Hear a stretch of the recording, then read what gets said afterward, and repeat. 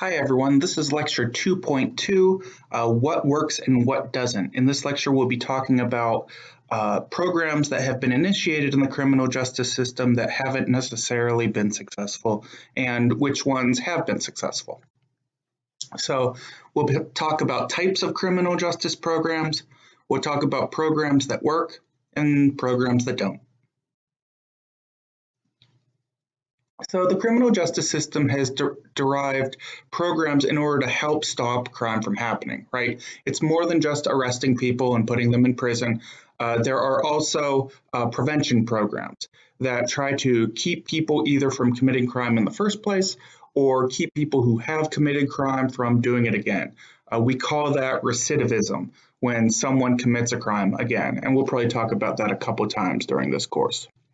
So, what type of programs are there? There is selective prevention, which is sometimes known as secondary prevention. There is indicated prevention, which is also known as tertiary prevention. And then there's universal prevention, which is sometimes known as primary prevention. We just make those notes here in case you read any outside material that you might use for a paper. You know what we're talking about. And each of these three has its own slide coming up. So selective prevention. People get into a selective prevention program because they have an elevated risk for antisocial behavior or delinquency. So if you have an after-school program that is selective prevention, you may put them in because of family income. People with lower family income tend to have a higher risk rate for committing crime. You could also use geography. So if the neighborhood that you are looking at has a higher risk of crime, then you might use that. But you could also use age. You could, so like you pick 13-year-olds or something if you see on data. You could use race, you could use gender, or you could use multiples. You could use, if you see in a neighborhood that you have a high rate of African-American teens committing crimes, you could focus specifically on those factors there. That's called selective prevention. Indicated prevention are programs for those who are already engaged in repeated or serious delinquency. So these programs are for people, again, a lot of these are for teens. These are for people who have committed a crime and then we try to keep them from recidivating. An example would be an after-school program for those who have been assigned detention more than twice in 1 month in a given school year. That would be an example of an indicated prevention program. Maybe it would be admission into some sort of art program or some sort of study program or something like that. Now, a problem with indicated prevention is that it may be unpopular to quote unquote reward people for bad behavior, but indicated prevention has been shown to be quite effective when you look at the data. It's a really great example of when folk knowledge does not match the actual scientific data, right? Because folk knowledge tells us if you reward people for bad behavior, then they'll do bad behavior. The social science of it, though, says that when you put people in these programs, then they find ways to not be delinquent in the future. And then we have universal programs. These are programs that target an entire population without discerning which individuals are at elevated risk. So this would be an example of this could be an after-school program for all children in a community. There's really good data to show that after-school programs do help lower the crime rate among teens and other young people. But there is some unpopularity in only giving things to those delinquent teens.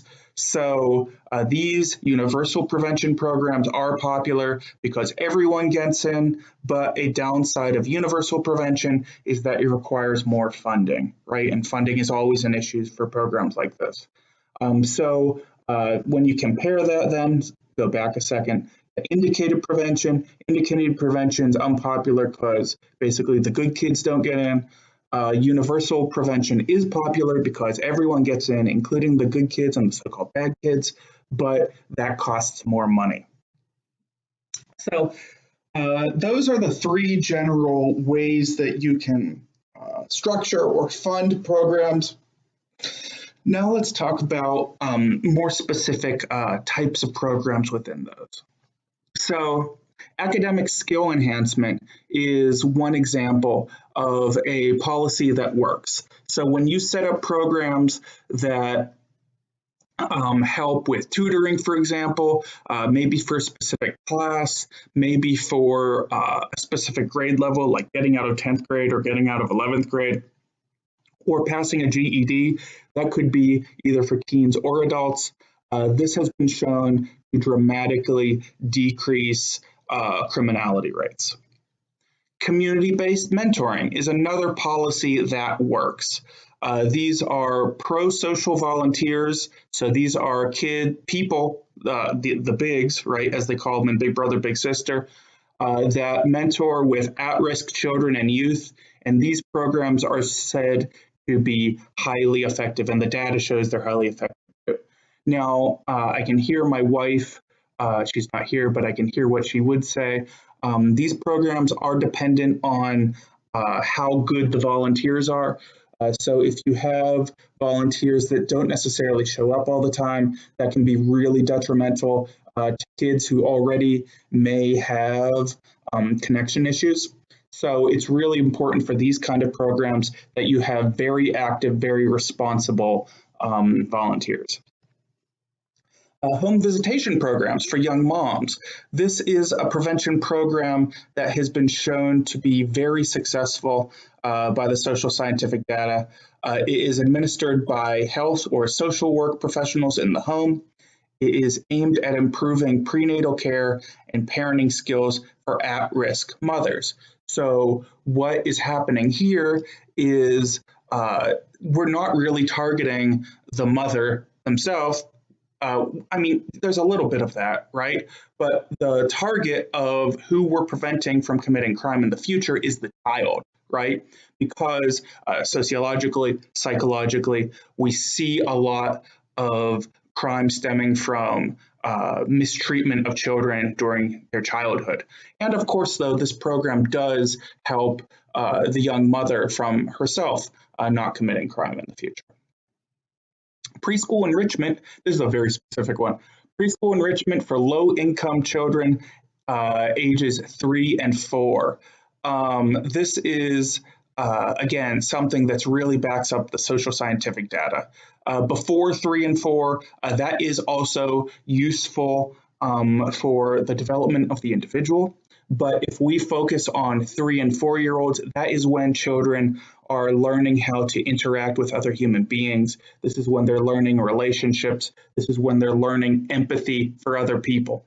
So we are teaching children how to interact with other people in meaningful and helpful ways, and we are also preparing them for kindergarten. And that's very important for diminishing the chances of deviance. A restorative justice for low-risk offenders. So these are programs that are actually relatively well spread in the juvenile justice system. These are intervention for youth who commit minor offenses and involve victim offender mediation and restitution. Well, what the heck does that mean, right? Well, let's say, for example, you have a youth that gets in trouble with the police because they threw bricks through like 7 people's windows. Well, this type of model would sit down with a mediator. Sometimes court appointed, sometimes that would be someone in the community. And the mediator would sit the youth down with the people whose windows he or she threw bricks through. And then we would work out a way to make the youth somehow make it up to those people, whether that's replacing the windows, whether that's paying them back financially, whether that's doing some other thing for them. And then in that way, it rebuilds the community.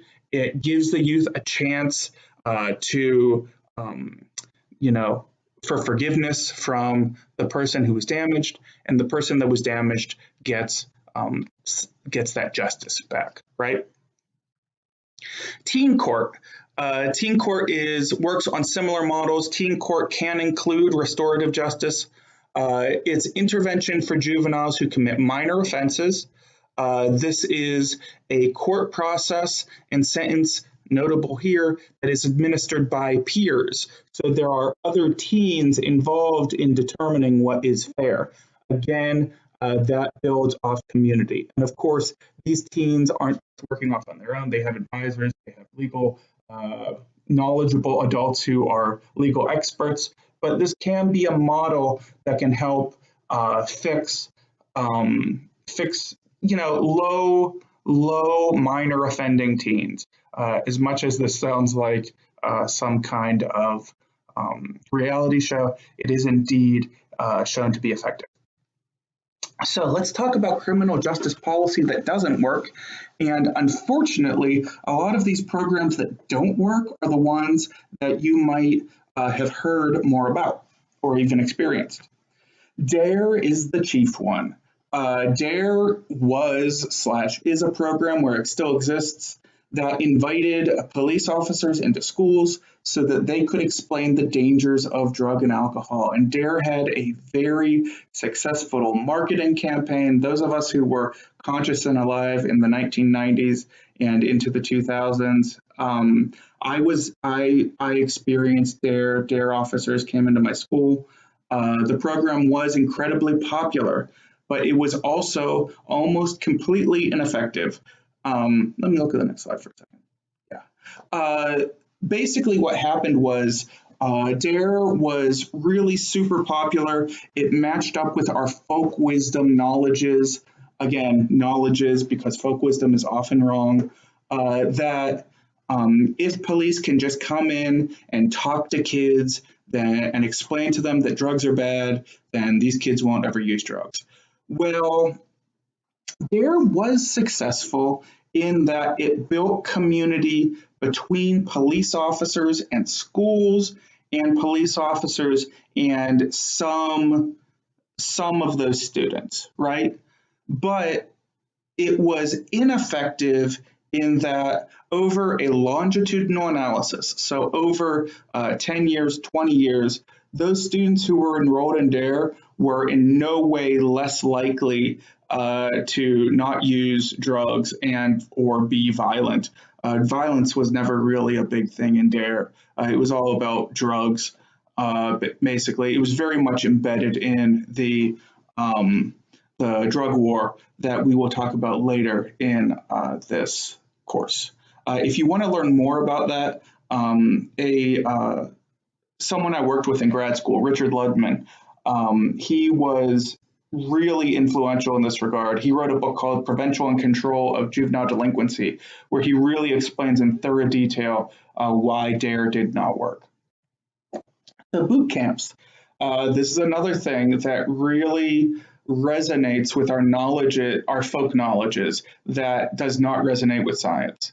Boot camps originated with the cultural idea that military school would straighten bad kids out, right? So basically, if you make kids run, if you make kids exercise, and if you yell at them, then they will start being good, right? So it involves intensive exercise regimes, running, push-ups, sit-ups, etc.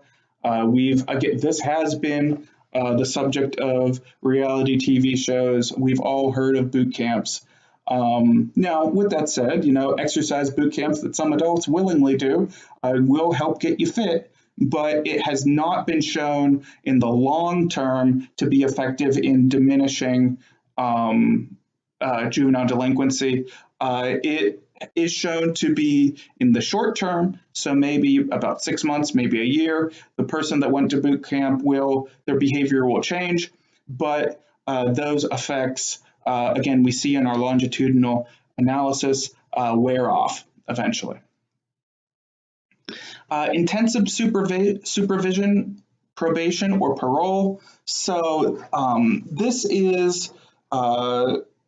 occurs when someone goes in for having committed a crime, and they, instead of being put in prison, are put on probation, right? And they have to check in with their probation officer. And in an intensive model, they would have to check in weekly or maybe even daily. This goes on the person's record, so that could make it hard for that person to get a job. The person has to take time out of their day or take time out of their job for reporting to their probation officer, to go get drug tests, do these things that make it difficult for people to really maintain jobs, which is it's an interesting and terrible problem that a lot of times people who are in intensive probation programs or intensive parole programs, they can't maintain and keep their jobs because they have so much to do to be on probation, right? And then, but probation requires that they keep a job. So it is real, what's called a catch-22.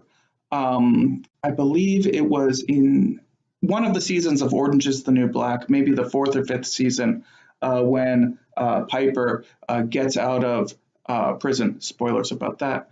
And if you're not watching Orange is the New Black, whatever. That's a really great example of what happens to her, of why intensive supervision is bad. And possibly the worst of the programs that do not work is Scared Straight. Scared Straight, just like DARE, just like Boot Camp, we believe that these are programs that should, using our folk knowledge, scare students, scare youth, or even scare adults into good behavior.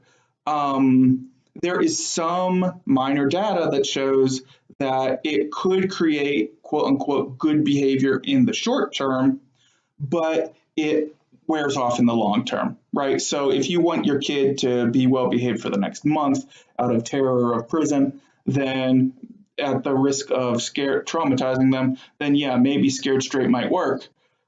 But it has also shown to be, so for some people it's ineffective in the long term. For other people, some juveniles who have lived especially harsh lives and harsh conditions, it can encourage them to not be afraid of prison anymore.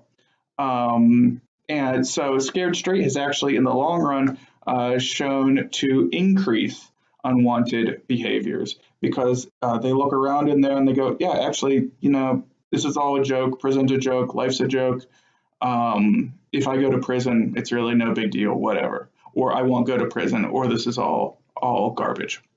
So that is, Scared Straight is really the chief of the programs that do not work. And we have abundant evidence to show that it doesn't work, which is unfortunate because we want it to work, right? People doing those programs want those programs to work, but the data just is not there. And if there's one thing I want you to learn in this class, it's that in order to make decisions about stuff like this, policymakers need to look at data. So that is it for this lecture. I look forward to talking to you, and please let me know if you have any questions with this or anything else.